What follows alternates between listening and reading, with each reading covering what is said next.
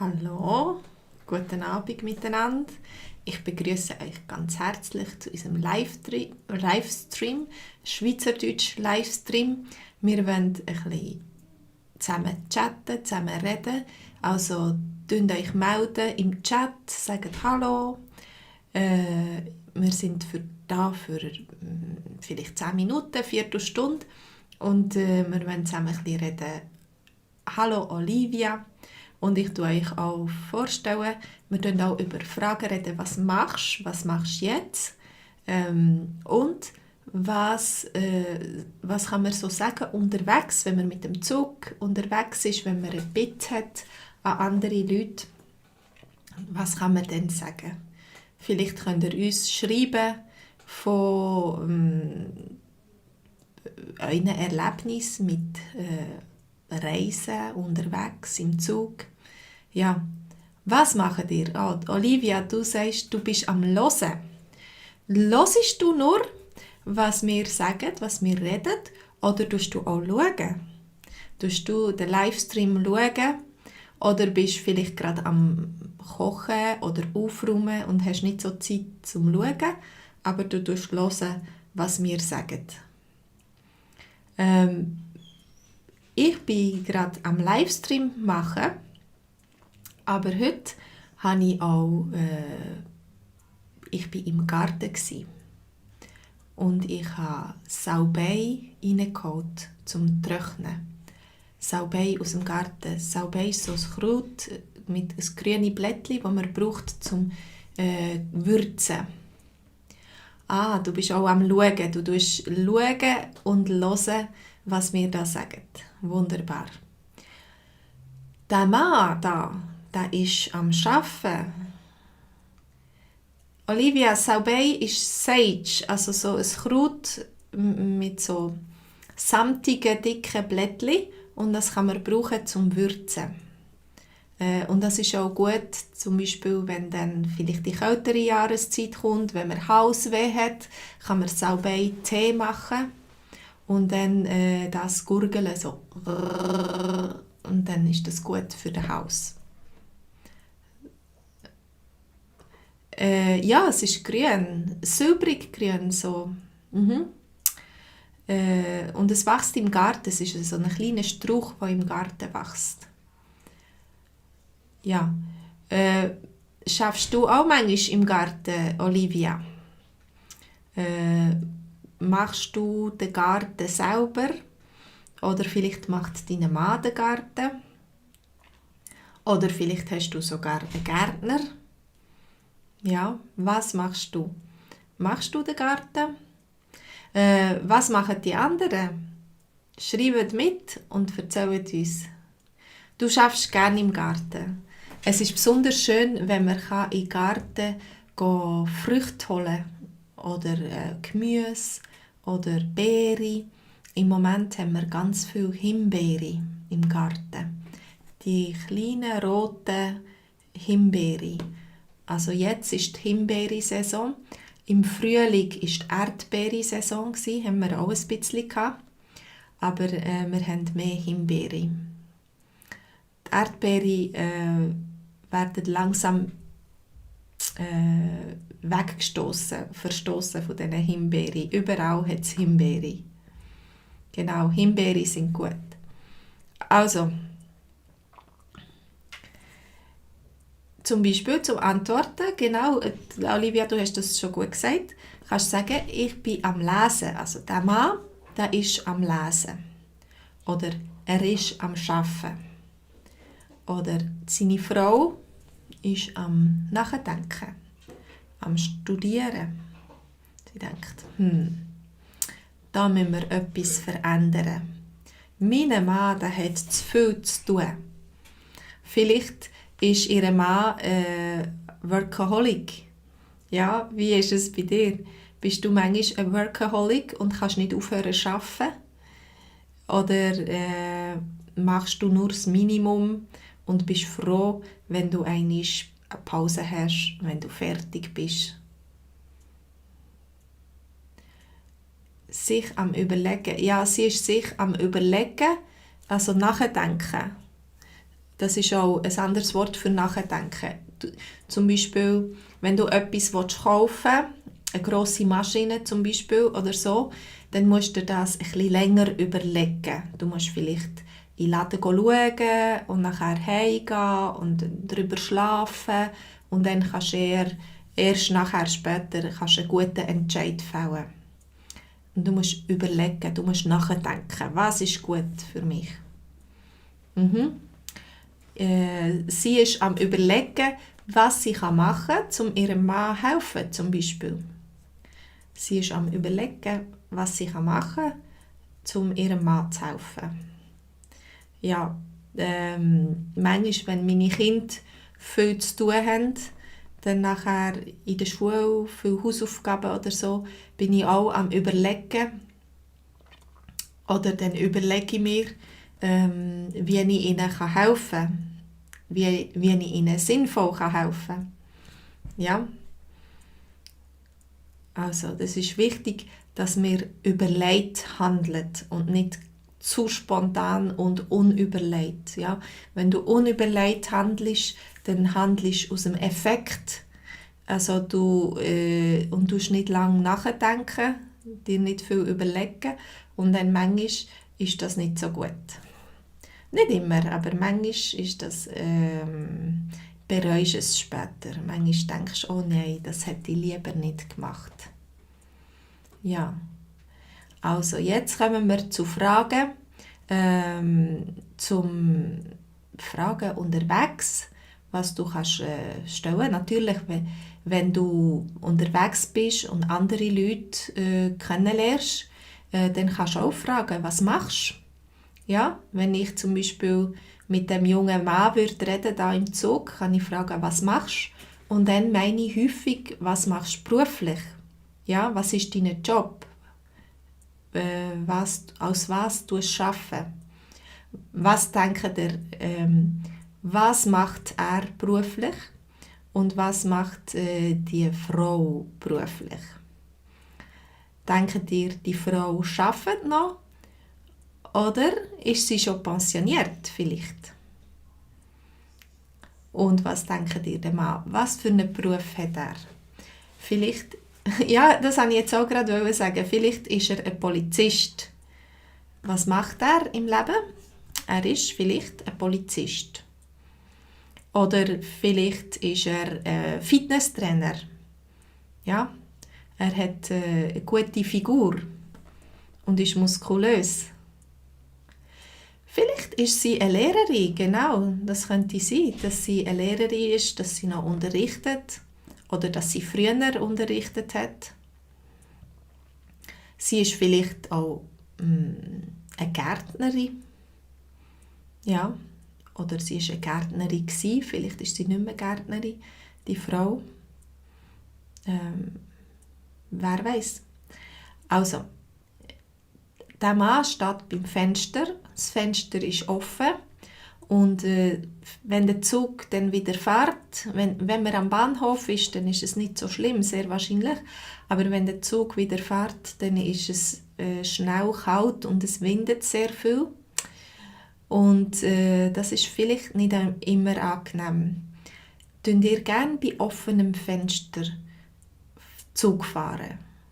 Heute ist das sehr vielen Orten nicht mehr so gut möglich. Ja, man kann nicht mehr so gut Zug fahren mit offenem Fenster, weil der Zug oder viele Züge sind klimatisiert und dann hat es kein Fenster, das man auftun kann. Oder manchmal hat es höchstens oben ein kleines Fensterchen, das man auftun kann. Ja, aber ich bin eigentlich früher sehr gerne am Fenster gesessen, am offenen Fenster und habe rausgeschaut. Ja, aber für ältere Leute ist das vielleicht weniger angenehm. Züge mit Klimaanlage sind super, vor allem wenn es dann heiß ist und du in den Zug hineinkommst und es so schön angenehm ist und nicht alle Leute so verschwitzt sind. Ja, wenn man dann heiß hat im Zug und schwitzt und ganz nass ist, dann manchmal stinkt es ein bisschen, das ist nicht so schön. Aber wenn es Klimaanlage hat, wenn man im klimatisierten Zug ist, dann ist das super. Also die Frau fragt den jungen Mann, könnten Sie bitte das Fenster zumachen? Ja, es zieht. Es zieht ist, wenn es Durchzug hat. Also wenn auf einer Seite das Fenster offen ist und auf der anderen Seite eine Tür oder ein anderes Fenster und dann der Luftzug da durchs Zimmer geht oder da durch einen Wagen unterwegs, dann sagen wir, es hat Durchzug oder es zieht. Es zieht. Also, und man kann sich schnell verkälten, ja. Man kann Halsweh bekommen oder so ein bisschen krank werden, den Schnupfen bekommen. Und das muss man aufpassen, dass man nicht krank wird, wenn das Fenster offen ist. Ja, dann kommen wir zu der nächsten Frage. Vielleicht wäre es gut, wenn man zuerst fragen, ob es die andere Person stört, wenn man das Fenster auftun möchte. Schnupfen oder eine Schnuderi, das ist, wenn deine Nase ganz voll ist und du kannst nicht gut schnaufen und du musst immer schnitzen, so ein Nasentüchli nehmen und deine Nase putzen. Das ist der Schnupfen oder der Schnuderi. Ja. Also, du kannst fragen, stört sie, wenn ich das Fenster ein bisschen aufmache? Zum Beispiel. Und dann, wenn die anderen sagen nein, dann ist es kein Problem und du kannst das Fenster aufmachen und dann am Bahnhof vor allem oder so und wenn der Zug wieder schneller fährt oder ins Tunnel geht oder so, dann kannst du es wieder zumachen, das Fenster. Genau, ich habe den Schnuderi oder ich habe den Schnupfen, das ist das Gleiche. Ja, Schnupfen ist so ein bisschen formeller. Also wenn ich zum Arzt gehe, dann nachher sage ich nicht unbedingt, ich habe den Schnuderi. Ich sage, ich bin verkältet, ich habe den Schnupfen. Ja. Man kann auch fragen, der Mann hat zum Beispiel Beine auf dem Sitz. Ja. Es gibt vielleicht andere Leute, die das stört, ja, und sie sind aber nur das Zweite im Abteil. Dann kann er fragen, stört sie, wenn ich meine Beine auf den Sitz tue, meine Füße?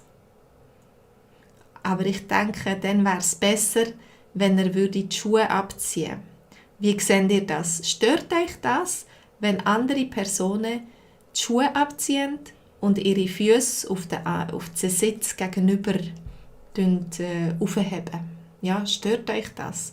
Oder ist das okay? Oder vielleicht in welchen Situationen stört euch das? Olivia, das heisst, ja, das stört dich. Du schreibst ja. Stört dich das, wenn andere Personen ihre Schuhe abziehen und auf den Sitz haben? Und ja, es kommt darauf an, sehr wahrscheinlich. Wenn das Personen haben, die stinkende Füße haben, die ganz nass sind, viel geschwitzt haben in ihren Schuhen, dann ist das nicht so angenehm. Aber die wissen das sehr wahrscheinlich selber. Sie wissen es selber, wenn ihre Füße stinken. Ja. Aber es kann auch sein, dass alles gut ist. Die Füße sauber, nichts stinkt. Wieso dann nicht die Füße aufheben? Es gibt Leute, die sehr gerne die Füße ein bisschen aufheben, zum Beispiel die alte Frau auch. Olivia, du findest, es ist nicht gut, aber trotzdem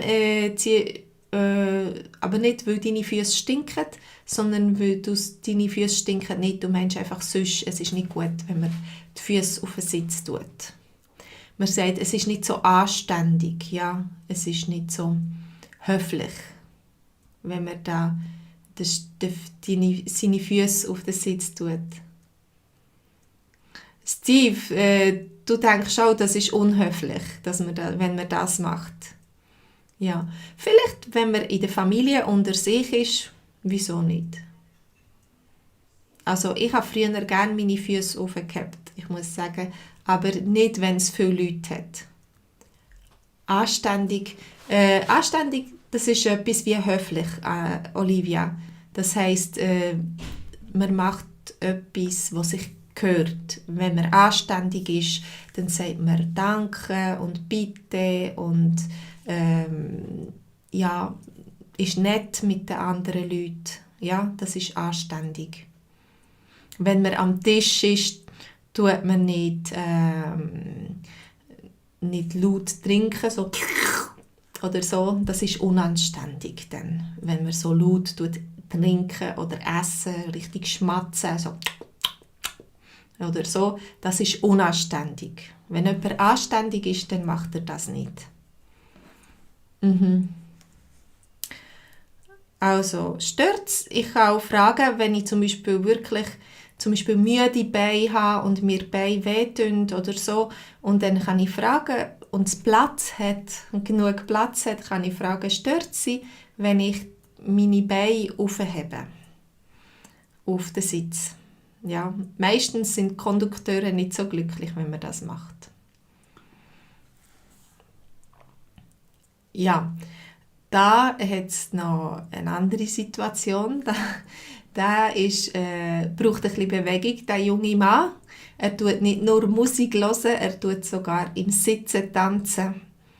Habt ihr auch schon erlebt, dass Leute, die mit euch reisen, dass sie laut sind oder laute Musik hören, dass sie stören? Ja? So laut, dass du zum Beispiel nicht reden mit anderen oder dass du vielleicht die Ansagen nicht verstehst, wenn immer im Zug der Kondukteur oder der Zugfahrer eine Ansage macht, welcher Bahnhof kommt und so, dann ist es wichtig, dass man das hört.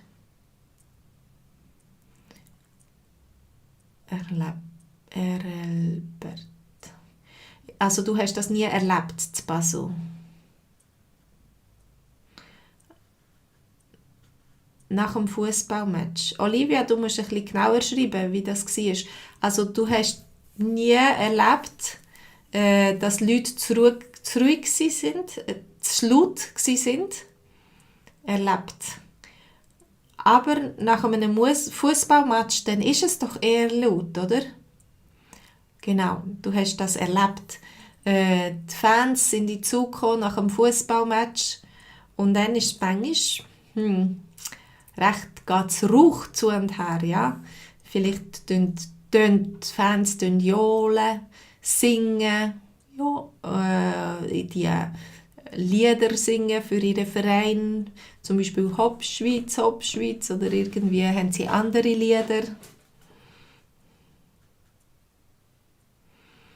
Wo der Joggeli heimgefahren ist, hast du das erlebt?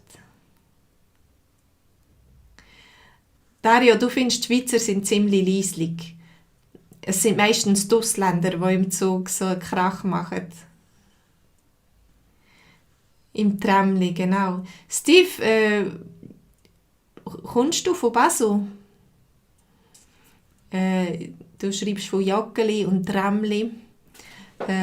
Ist das dein Dialekt, das du lernst? Also, können Sie bitte ein bisschen ruhiger sein? Kann man dann fragen, wenn jemand so laut ist, wenn man sich nicht konzentrieren kann nebendran, wenn man zum Beispiel etwas möchte lesen, ja, dann können wir das fragen.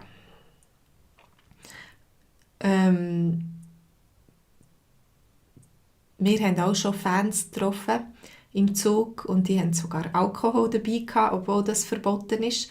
Aber dann manchmal drücken die Kondukteure vielleicht ein Auge zu, Frieden zu lieb. Also sie möchten Frieden haben, sie möchten, dass alles gut geht, sie möchten nicht, dass ein Kampf ausbricht.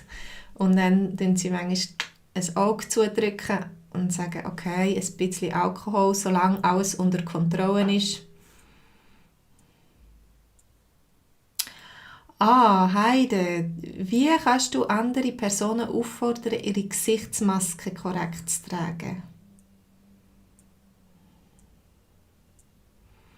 Also, was ist unhöflich?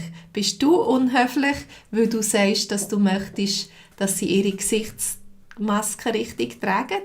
Oder sind die anderen unhöflich, weil sie ihre Gesichtsmaske nicht tragen oder nicht richtig tragen? Was denken ihr, die da mitschreiben? Das ist eine gute Frage. Es gibt verschiedene Gesichtspunkte zu dieser Frage.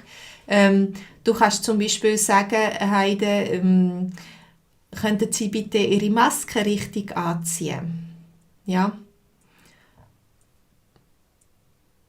Oh, Steve, du bist in Phuket. Das ist Thailand oder irgendwie Asien. Bei dir ist es schon sehr spät oder früh am Morgen. Ähm, aber du kommst aus der Türkei und heisst Steve McGibson. Interessant. Äh, Olivia meint, dass du musst sagen, was du willst. Ja. Ähm, also, genau, wenn dir das wichtig ist und wenn du nah bist bei dieser Person, vielleicht wenn sie weit weg ist und das nicht so mit dir genau so, wenn das dich nicht beeinträchtigt oder so, vielleicht würde ich dann nichts sagen. Aber wenn du wirklich ganz nah zusammensitzt und die ganze Zeit, über längere Zeit, dann würde ich schon etwas sagen. Und du fühlst dich nicht wohl dabei, ja? Du fühlst dich nicht gut, wenn eine Person die Maske nicht trägt. Mhm. Ja, jetzt kommt dann die Maskenpflicht wieder immer mehr für alle. Oder in den öffentlichen Verkehrsmitteln muss man eine Maske tragen. Wir haben jetzt da noch schöne Bilder ohne Maske, wie es in diesen guten alten Zeiten war, wo man hat können, ohne Maske sorgenfrei reisen. Mm. Also, Steve Gibson, du bist in Thailand. Okay. Ihr könnt auch fragen, wenn die Musik zu laut ist, können Sie bitte Ihre Musik leislicher stellen. Ich habe immer das Bedürfnis, das zu sagen. Wenn eine Disco ist oder wenn irgendein Fest ist, mir ist immer die Musik zu laut. Ja. Und ich gehe manchmal sage ich etwas und manchmal frage ich, können Sie bitte Ihre Musik leislicher stellen? Ich habe es nicht gern, wenn ich nicht reden mit den Leuten. Ich tue auch gerne reden mit den Leuten. Aber es haben nicht immer alle DJs oder andere Leute, sie haben nicht immer Musikgehör für mein Anliegen. Sie sagen nicht immer, okay, gut, kein Problem, sondern sie ignorieren mich manchmal auch ein bisschen. Es ist eine Party, da muss es laut Musik haben. Ja. Was denkt ihr? Habt ihr gern, wenn eine Party ist oder eine Disco oder so, habt ihr gern, wenn es sehr laute Musik ist? Oder habt ihr lieber, wenn sie ein bisschen das Volumen, mit dem Volumen runtergehen?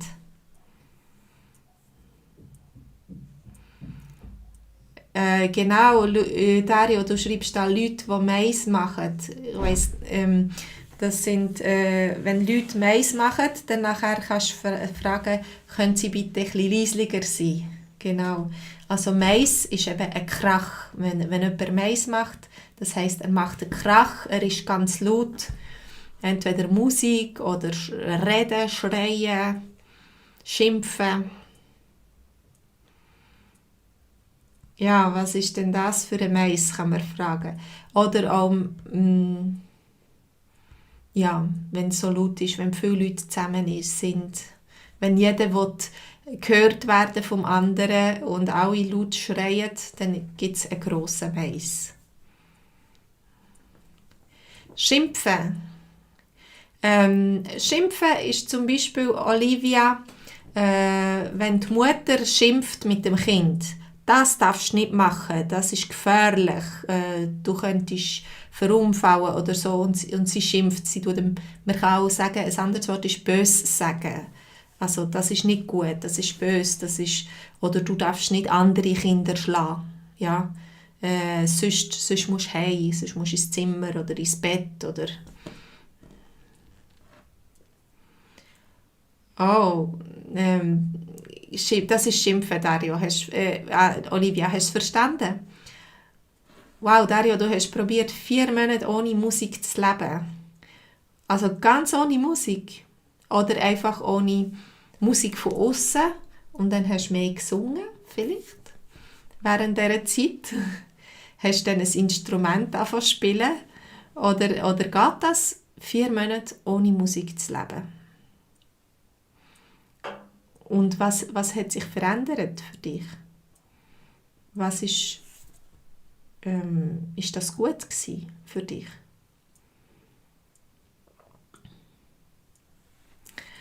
Also manchmal im Zug, wenn man zu mehrten unterwegs ist, wenn man zum Beispiel das 4., das 5., das 6.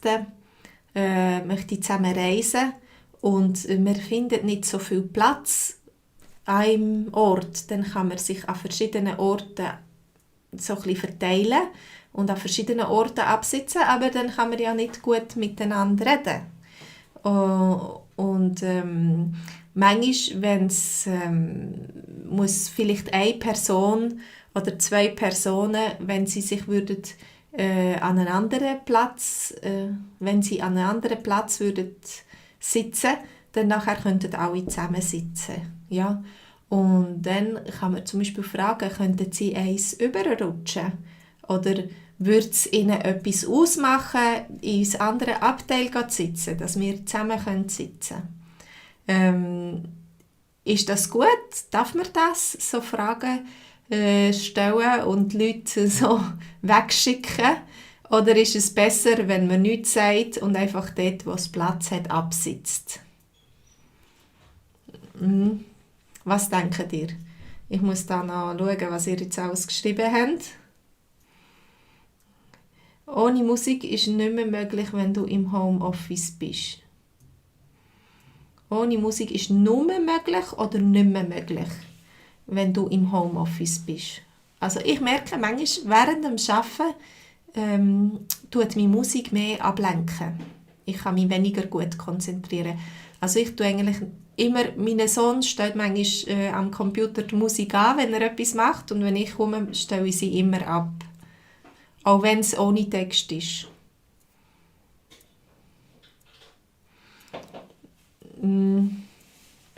Also, Dario, weniger Schimpfwörter werden gebraucht, auf jeden Fall. Also dann hast du Musik gehört mit viel Schimpfwörtern. Dann ist es okay, wenn du ein bisschen weniger hören. Das stimmt. Wieso soll man sich freiwillig den ganzen Tag so Schimpftiraden anhören?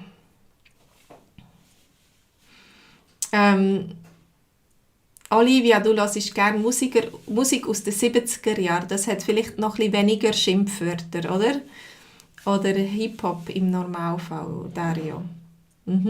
Für mich ist es wichtig, dass der Text von der Musik positiv ist, dass er gut ist, dass ich dahinter stehen kann.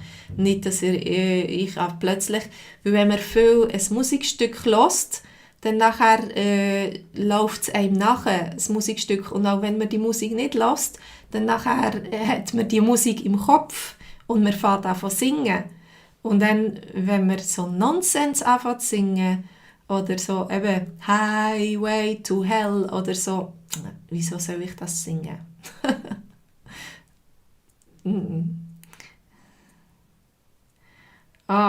Steve, du hast auch guten Musikgeschmack. Okay. Also, es kommt immer darauf an, was für Musik, ja. Oder es gibt Musik, die ist manchmal fast ein bisschen depressiv, oder? Sie ist so ein bisschen melancholisch und macht so ein bisschen traurig und sie nimmt einem ein bisschen die Energie. Und dann gibt es wieder Musik, die einem viel Energie gibt und viel Freude gibt und viel Lebenslust gibt. Je nachdem, was für Musik das man hört. Die Musik ist ansteckend, genau. Also, man sagt nicht unbedingt, Musik ist ansteckend, aber ein Lied läuft mir nachher. Ein Lied läuft mir nachher. Ja, aber zum Beispiel Fröhlichkeit ist ansteckend. Oder so die gute gute Atmosphäre von der Musik oder eben auch, wenn zum Beispiel ein bisschen depressive Melodie ist oder so, das ist ansteckend, vielleicht könnte man sagen. Ja, aber das Lied läuft dir nachher. Nicht mich, Olivia, sondern mir. Das Lied läuft mir nachher. Live-Musik ist auch sehr schön, wenn man an ein Konzert gehen kann und mit den Zuschauern, mit den Zuhörern zusammen tanzen, klatschen, mitsingen. Das ist cool. Und dann ist auch eine Interaktion mit den Artisten.